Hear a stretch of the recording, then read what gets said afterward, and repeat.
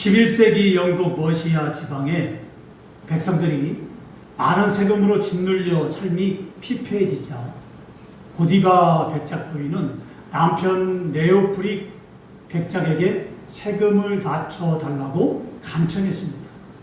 그러나 남편은 거절하며 이렇게 말했습니다. 만일 당신이 알몸으로 말을 타고 성내를 한 바퀴 돈다면 생각해 보겠소. 백작은 자신의 아내가 그렇게 하지 못할 것이라고 생각했습니다. 하지만 고디바 백작 부인은 백성들을 위해 부끄러움과 수치를 감당하기로 작정합니다. 그녀가 알몸을 타고 나왔을 때 사람들은 알몸으로 말을 타고 나왔을 때 사람들은 존경의 마음으로 모두 창문을 닫고 내다보지 않았습니다. 지금도요, 영국 코번트리에는 전설의 주인공 고디바 백작 부인의 동상이 있습니다. 저도 사실인가 해서 인터넷으로 찾아봤습니다. 사실입니다. 백작 부인의 동상이 있습니다. 이 이야기는 십자가를 지신 예수님을 떠올리게 합니다. 모두가 부끄럽게 여겼던 십자가를 지신 예수님, 사람들의 조롱과 멸시 속에서 묵묵히 십자가를 지신 예수님, 고디바의 이름은 신의 선물이라는 단어에서 유래했다고 합니다. 죄인된 우리 대신 십자가의 죽으심으로 우리의 죄값을 대신 해결해 주신 예수님은 하나님께서 우리에게 주신 구원의 선물입니다. 본문은 하나님의 선물이라는 제목의 말씀이에요. 이 시간 우리는 본문을 통해서 구원이 왜 하나님의 선물인지를 밝게 깨달으며 은혜를 받고자 합니다. 본문 8절 말씀 보십시다. 너희는 그 은혜에 의하여 믿음으로 말미암아 구원을 받았으니 이것은 너희에게서 난 것이 아니요 하나님의 선물이라. 우리는 선물을 주고받습니다. 선물은 받는 사람도 기분을 좋게 만들지만 주는 사람도 기분을 좋게 만듭니다. 어쨌든 선물을 받으면 기분이 좋습니다. 선물이 작든 크든 좋은 것이든 그렇지 않든 일단 받으면 기분이 좋습니다. 여러 사람 중에 내가 포함되어 선물을 받아도 기분은 좋습니다. 하지만 여러 사람 중에 선물을 받으면 기분은 여러 사람 중에 나만 선물을 받으면 기분은 더 좋고 그 선물이 비싸고 정성이 듬뿍 들어간 것이면 기분은 더더욱 좋습니다. 선물은 주는 사람의 마음입니다.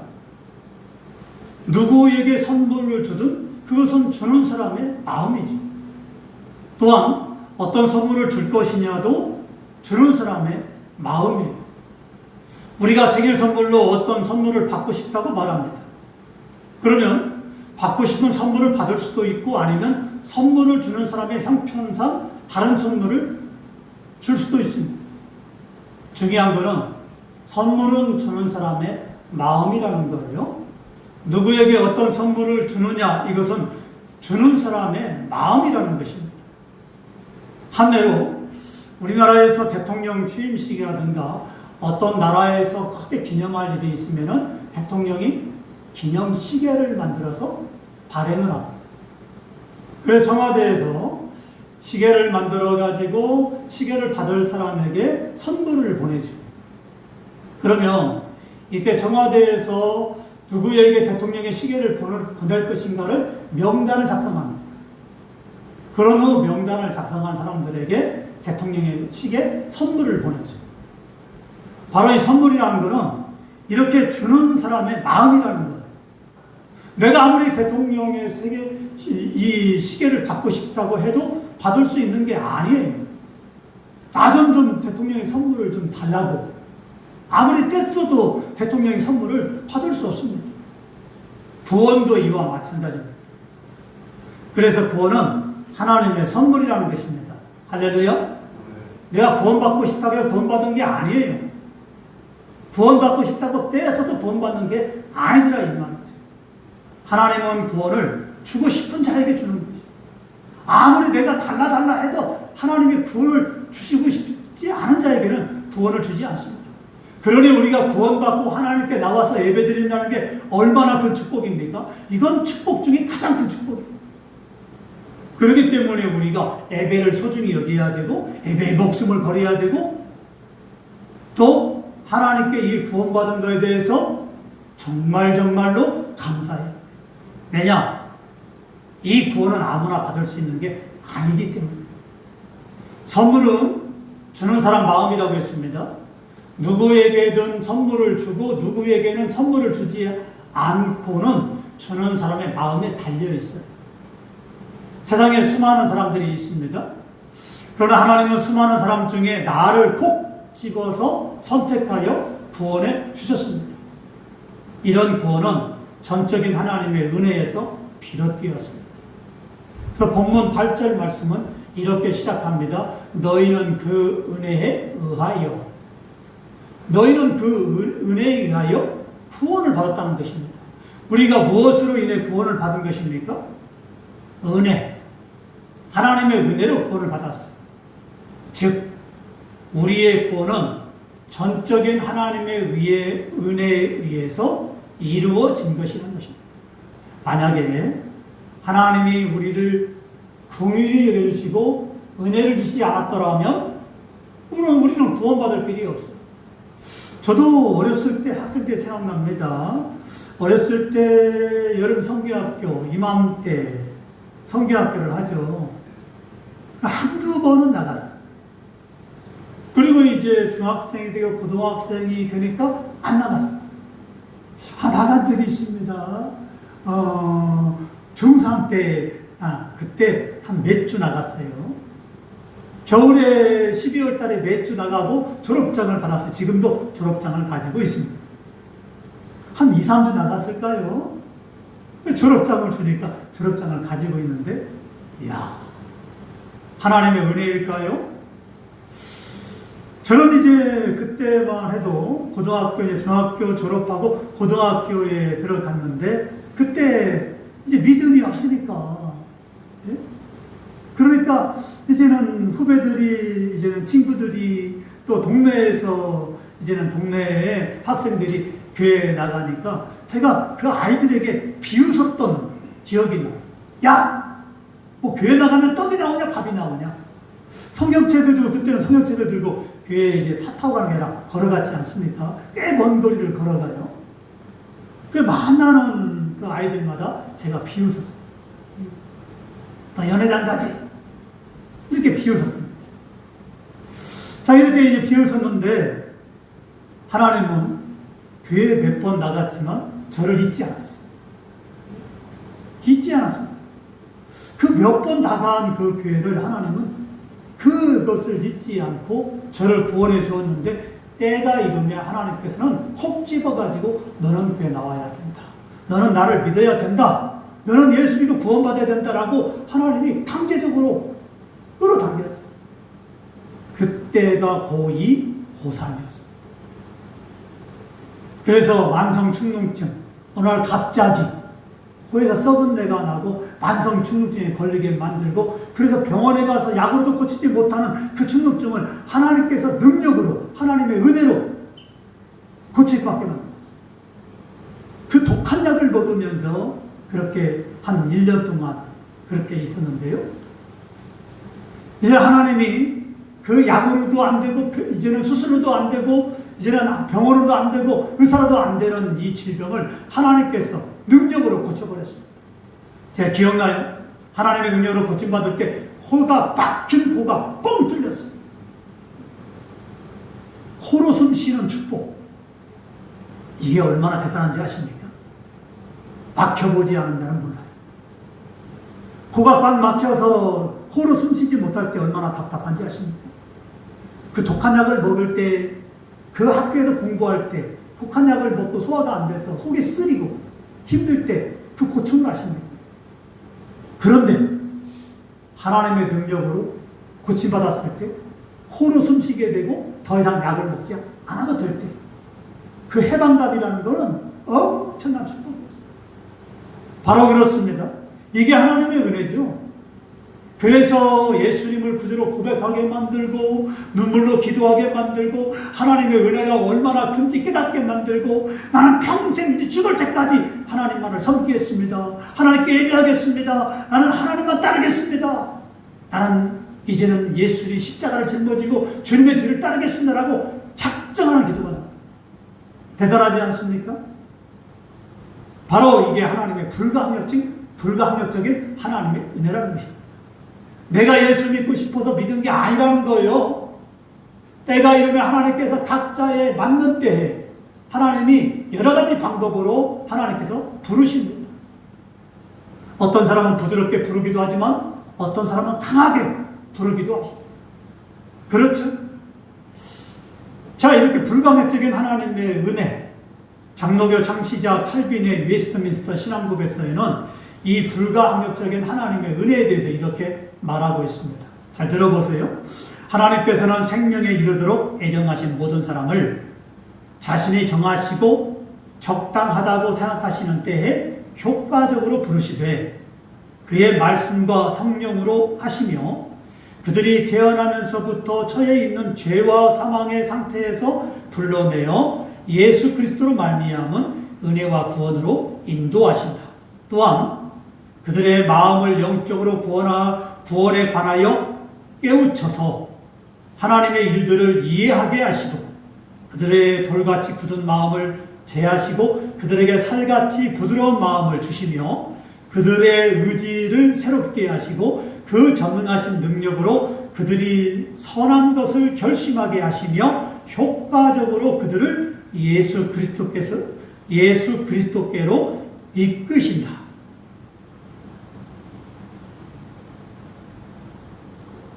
이것을 한마디로 표현한다면 하나님은 구원받기로 작정하신 자, 택한 자에게는 믿음을 주셔서 어떻게 하서든지 어떤 방법으로도 구원하여 주신다라는 말. 딱 요점은 하나입니다. 하나님은 어떤 방법을 동원해서라도 구원할 자를 구원하세요. 안 나오겠다고 발버둥을 쳐도 안 돼요. 어떤 방법을 동원해서라도 하나님은 구원할 자는 이끌어내십니다. 하지만 구원하지 않을 자는 하나님은 내버려 두십니다. 구원받을 기회가 있음에도 불구하고 하나님은 안 줍니다. 주시지 않습니다. 바로 그겁니다. 이게 불가항력적인 하나님의 은혜입니다. 거절할 수 없어요. 거역할 수 없습니다. 구원할 자는 믿음도 하나님이 주시고 예수님을 구주로 믿게 만드셔서 구원하십니다. 그래서 믿음으로 말미암아 구원을 받았으니 이렇게 말씀하고 있습니다. 우리가 무엇으로 구원을 받을 수 있습니까? 믿음이에요. 믿음. 행위가 아닙니다. 믿음입니다. 구원은 우리의 노력이나 열심으로 얻을 수 있는 것이 아니에요. 구원은 돈이나 힘이나 미모나 능력으로 얻을 수 있는 것이 아닙니다. 세상 것은 돈이나 힘이나 미모나 능력으로 얻을 수 있습니다. 잘 생기면, 예쁘게 생기면 탤런트가 되어서 돈도 많이 벌 수 있습니다. 하지만 구원은 그렇게 얻을 수 없어요. 아무리 예쁘다고 아무리 잘생겼다고 해서 하나님이 구원시키는 게 아니에요. 아무리 돈이 많다고 해서 하나님이 구원시키는 게 아니에요. 행위에서 난 것이 아니니 이는 누구든지 자랑하지 못하게 함이라 그랬어요. 착한 일을 했다고 구원받습니까? 착하게 산다고 천국 갑니까? 아니라는 거예요. 믿음으로 하지 않으면 구원을 받을 수 없어요. 오직 믿음으로만 천국 갈 수 있습니다. 아마 구원을 무당이나 중들처럼 100일 기도나 평생 앉아서 잠을 자는 수행을 통해서 얻는다면 그 자랑이 대단들할 것입니다. 불교에서 어느 중이 평생 앉아서 수행을 했는데 죽어서 화장을 해보니까 몸에서 사리가 굉장히 많이 나왔다. 이렇게 자랑을 합니다. 그죠? 불교에서는 그걸 자랑하는 거예요. 그런데 여기에 함정이 있습니다. 원래 사람을 화장을 하게 되면요, 사리가 나와요. 보통 사람도 죽어서 화장을 하게 되면 사리가 나옵니다. 금욕을 하면 할수록 살이가 더 많이 나옵니다. 얼마만큼? 중들처럼 많이 나옵니다. 금욕을 많이 하게 됩니다. 더 이상 말씀을 드리지 않겠습니다. 아무튼 한 가지 예를 들었지만 구원을 돈이나 힘이나 미모나 능력으로 얻는다면 그 자랑은 참으로 대단할 것이에요. 그렇지 않습니까? BTS 세계적으로 유명한 그룹 아닙니까? 얼마나 자랑합니까? 우리나라 유명한 탤런트 얼마나 자랑합니까? 유명한 영화 배우 얼마나 자랑합니까? 대단들 하죠. 그 사람 떴다 하면 사람들이 막 모입니다. 누구 떴다, 누구 왔다. 자랑할 만하죠. 수백억씩 버니까요. 자기를 자랑합니다. 아주 빼어난 미모, 아주 잘생긴 얼굴, 참 자랑하죠. 큰 것 자랑하죠. 그죠?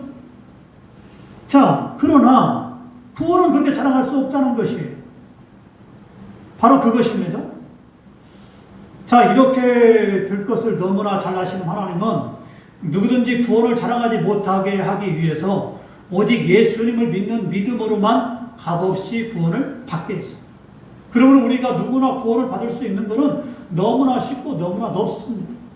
하나님은 예수님을 내 그대로 믿기만 하면 그가 누구든 어떤 사람이든 구원을 값없이 선물로 주십니다. 십자가의 양쪽에 달린 강도들이 있었어요. 한편의 강도는 죽어갈 때 예수님을 비웃습니다. 조롱합니다. 자기도 죽어가면서. 그러나 한편의 강도는 예수님을 향해서 이렇게 말합니다. 당신의 나라가 임할 때, 선생님, 당신의 나라가 임할 때 나를 기억해 주시옵소서. 그때 예수님 말씀합니다. 네가 오늘 나와 함께 낙원에 있습니다. 그가 한 일이 뭡니까? 착한 일을 했습니까? 강도요, 살인자입니다. 그렇기 때문에 십자가에 달려 죽는 것입니다. 악랄한 자입니다. 악한 자입니다. 하지만 죽어가면서 마지막 예수님 바라보면서 주님 나라가 임할 때 나를 기억해 달라고 그 한마디입니다. 믿음입니다. 진심으로 마음에 나오는 믿음. 그 믿음이 그 영혼을 구원했습니다. 할렐루야. 주님 말씀하십니다. 계시록 21장 6절, 22장 17절 또 내게 말씀하실 때 이루었도다. 나는 알파와 오메가요 처음과 마지막이라. 내가 생명수 생물을 목마른 자에게 값없이 주리니 듣는 자도 오라 할 것이요 목마른 자도 올 것이요 또 원하는 자는 값없이 생명수를 받으라 하시더라 그랬습니다. 값없이. 왼편의 강도가 고백했을 때 값없이 구원을 예수님은 그에게 주었습니다. 누구나 어떤 사람이든 가리지 않고 하나님은 그가 예수님을 구주로 고백만 하면 구원을 값없이 허락해 주십니다. 할렐루야. 구원은 받는 건 참으로 쉬워요. 중요한 건 우리가 천국 그날 들어가는 그날까지 말씀에 순종하고 믿음으로 사느냐가 중요한 것입니다. 구원의 특혜를 받는 건 중요합니다. 그렇기 때문에 우리가 하나님 말씀에 순종하지 않을 때 하나님은 우리를 때로는 불의요 방망이 하나님 말씀으로 때로는 치시기도 하고 깨닫게 하십니다. 또 하나 우리 인간이 행위로 구원을 받을 수 없는 것은 우리 인간은 에베소서 2장 1절로 2절 말씀처럼 허물과 죄로 이미 죽었기 때문에 그래요. 죽은 자는 움직이지 못합니다. 이런 죽은 자는 행함으로는 안 됩니다. 그래서 구원은 하나님의 선물이고 자랑하지 못하는 거예요. 우리가 처음 예수님을 믿었을 때 내가 믿었다라고 말들을 합니다. 내 발로 나왔지 뭐. 내가 마음에 있으니까 내가 예수 믿는 것이지 뭐. 누가 이끌어서 내가 나왔냐? 이렇게 말합니다. 그러죠? 하지만 이 믿음마저도 하나님이 주시지 않으면 나올 수 없어요. 그리고 믿음도 하나님의 선물입니다. 하나님께서 믿음을 선물로 주셨기 때문에 말씀이 믿어지는 것이에요. 예수님 믿어지는 것입니다. 천하 없어도요. 교회는 나와도요. 예배는 드려도요. 하나님이 그 마음속에 믿음을 주지 않으면요. 말씀을 주지 않으면요. 안 믿어져요. 제가 목회하면서 그런 사람도 봤어요. 1년 동안 잘 나왔는데 어느 날 안 나오겠대요. 그럼 왜 안 나옵니까? 라고 물어봤더니 내가 1년 동안 그렇게 믿으려고 그렇게 애쓰고 노력하고 말씀을 읽고 기도하면서 그렇게 믿으려고 했었지만 안 믿어지더라 이 말이야. 안 믿어져. 목사님 죄송하지만 다음 주부터 그게 안 나오겠습니다. 진짜 안 나오고 찾아가서 신방에서 권면했어요. 안 됩니다. 몇만 킬로 갑니다. 했더니 안 믿어지는 걸 어떡합니까? 라고 저에게 오히려 화가 나더라고요. 그 다음도 가고 그 다음도 가고 한 몇 번 더 갔어요. 근데 안 나와요. 내 마음이 안 믿어지는 걸 어떡하냐. 이거 죽으라고 믿으려고 하는데 안 믿어지는 걸 어떡하냐. 그때 깨달았어. 하나님이 구원할 자는 틀림없이 구원하지만 구원하지 않을 자는 믿음을 안 주더라 이 말이죠. 똑같이 말씀을 받지만 그게 믿음이 안 되는 거예요. 오늘 여러분이 말씀을 받고 믿음이 됩니까? 그건 놀라운 축복을 받은 자입니다. 할렐루야. 그렇죠? 말씀을 듣고 우리가 성령을 통해서 믿음을 받는다는 건 놀라운 축복이에요. 믿어진다는 건 놀라운 축복이에요. 안 믿어진다는 건 불행이에요. 그렇기 때문에 바로 구원은 하나님의 선물이고 믿음도 하나님의 선물이라는 것이 믿습니까? 그러면 왜 하나님께서 은혜도 선물로 주시고 믿음도 선물로 주시는 것일까요? 그것은 하나님의 계획과 하나님의 뜻 안에서 행하게 하기 위해서. 보면 10절 말씀 보십시다. 우리는 그가 만드신 바라 그리스도 예수 안에서 선한 일을 위하여 지으심을 받은 자니 이 일은 하나님의 전에 예비하사 우리로 그 가운데 행하게 하려 하심이라 그랬어요. 그리스도 예수 안에서 선한 일을 행하게 하기 위해서 우리를 지었다는 것입니다. 선한 일이 뭡니까? 착한 일이에요? 세상 사람들이 말하는 착한 일입니까? 아니에요. 하나님을 섬기는 일이에요. 하나님을 믿는 일입니다. 그게 선한 일이에요. 그 가운데 행하게 하려고, 믿음 가운데 행하게 하려고, 말씀 가운데 행하게 하려고 하나님이 구원을 선물로 줬다. 믿음도 선물로 줬다. 이 말입니다. 그렇죠? 바로 그것입니다. 하나님이 우리를 만들었기 때문에 그런 것입니다. 그렇기 때문에 우리의 구원은 우리의 힘이나 능력으로 받은 것이 아니고 하나님의 선물이기 때문에 자랑할 수 없다는 것입니다. 다만 우리는 우리를 구원해 주신 하나님께 감사하며 하나님 말씀에 순종하는 삶을 살아야 됩니다. 할렐루야. 하나님이 우리에게 구원을 선물로 주신 목적은 그리스도 예수 안에서 선한 일을 행하게 하려고 하는 데 있습니다. 또한 앞서 하나님의 계획과 하나님의 뜻 안에서 행하게 하기 위해서 하나님은 우리에게 은혜도 선물로 주시고 믿음도 선물로 주셨다는 것입니다. 하나님의 뜻대로 살고. 그러니까 하나님의 뜻대로 사는 건 구원과 연결되어 있어요. 왜 믿음을 선물로 주느냐? 왜 말씀을 선물로 주느냐? 하나님의 뜻대로 살게 하기 위해서 그러는데 하나님의 뜻대로 사는 것은 바로 구원과 연결되어 있어요. 그렇기 때문에 중요한 것입니다. 하나님의 뜻대로 살지 않으면 하나님이 그 사람은 구원을 줄 수 없습니다. 마태복음 9장 21절의 말씀처럼 7장 21절의 말씀처럼 하나님의 뜻대로 살지 않으면 그 사람에게는 구원의 길이 없습니다.